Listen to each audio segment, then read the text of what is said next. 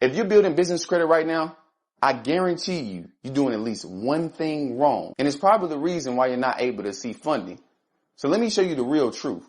Because most entrepreneurs think that building business credit is going out and getting net 30 accounts and waiting until their score actually goes up. But this is also why 90% of entrepreneurs never see real results. So inside of this video, I want to be breaking down exactly the mistakes that are possibly holding you back, how you fix them, and what the real process looks like when the bank actually says yes to your business. So before you waste another dollar or another month doing it wrong, let's get into it. Now we're going to cover these 3 mistakes, but know that I saved the best for last. So the first one I usually see entrepreneurs make is structuring their business on a weak foundation. Most entrepreneurs are not setting up their company right simply because they're probably like I was over 5 years ago. You're so anxious to go out and create a business and you don't realize how you structure it determines on what you walk out the bank with. So that means I got to make sure that my name is on point. I got to make sure my address, my phone number is verified and my presence is known. I want y'all to write this down. Findable equals fundable. So as long as the banks can find me, they will fund me. But most people don't even get their business registered on credible websites like Google and Yelp. So I want to make sure that how I structure my company doesn't make me look like a side hustle on paper. It makes me look like a legit business. Let me throw in a very big gem on this process, okay? Naming your company. I want you to understand it only falls underneath 2 categories. And one of these will get you to nod faster than the Chick-fil-A line can move. Most entrepreneurs make this mistake. Having their business name restricted. It's either considered as a high risk or a low risk industry. And if it's a high risk, that means it's restricted. Majority of entrepreneurs fall at a high risk because they indicate the industry that they're in right up on their business name. In other words, if I place keywords like trucking attached to my business, restaurant, real estate, salon, anything that indicates and tells you the industry I'm in, that makes me a high risk. What makes me at a low risk when I'm naming my company is simply following the Fortune 500 companies out in the world. Because when you look at Apple, Apple does not stand for a technology company. Starbucks does not stand for coffee. AT&T doesn't stand for a phone service. So when I'm structuring my business, in order for me to open the doors, for me to start building business credit effectively, I have to make sure that my company is structured properly. Now, this is going to actually lead me to mistake number 2, which is kind of like one of the biggest ones. Most people think that net 30s will do it all. Like if I go out and start applying for net 30 accounts, I'll just start seeing my business credit start to grow and I'll be able to actually go out and get actual approvals. But the thing is net 30 accounts don't hold weight. They don't hold weight when it comes to the bank.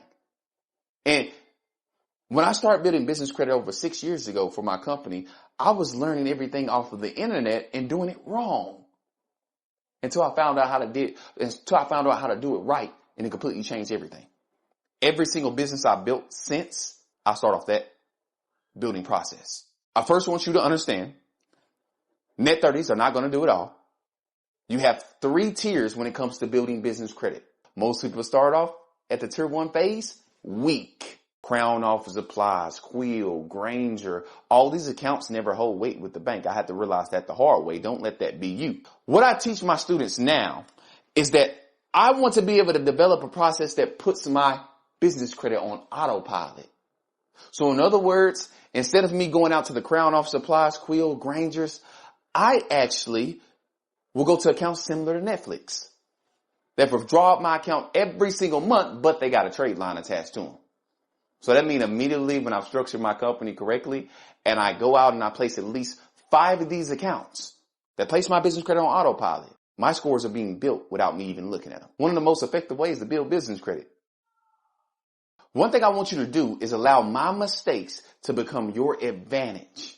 That way you can skip past the line of the average entrepreneur, including me. The mistake number 3, which is most people is looking in the wrong direction when it comes to actually seeing approvals for their business. What do I mean by this? Well, I told you guys there's 3 tiers to building business credit. After I surpass tier 1, which all I need is at least 5 trade lines, 5 heavy hitters that are reporting to this tier 1 account. Once I have those 5 accounts reporting, I'm able to go to tier 2, this is where most people actually start looking the wrong direction. Most people are trying to be able to go out and apply for business credit cards. Isn't that crazy? Like, Rich, should I be applying for business credit cards? No. Information we usually end up getting off of the internet sometimes misleads us and leads us in the wrong direction. See, a lot of entrepreneurs that think that, all right, I'm building business credit now, and I want to go out and apply for the American Express cards, the Chase, the Wells Fargos.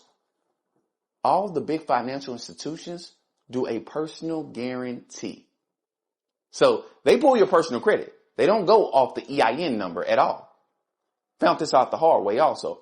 When you walk inside of the bank and you think you're building business credit, you want to apply for a business loan, they like, we don't even look at your business credit scores. We're going strictly off of your personal credit. So in order for me to start building business credit effectively, I don't want to apply for business credit cards. I want to apply for corporate credit cards. Everybody drop corporate inside of the comment section. See, corporate credit is not only what allows my business to stand alone, but when I apply for corporate credit cards, majority of these are only pulling your EIN number. They're only solely depending on your business credit profile. Most people are simply looking the wrong direction when it comes to building business credit. And I completely understand it, right?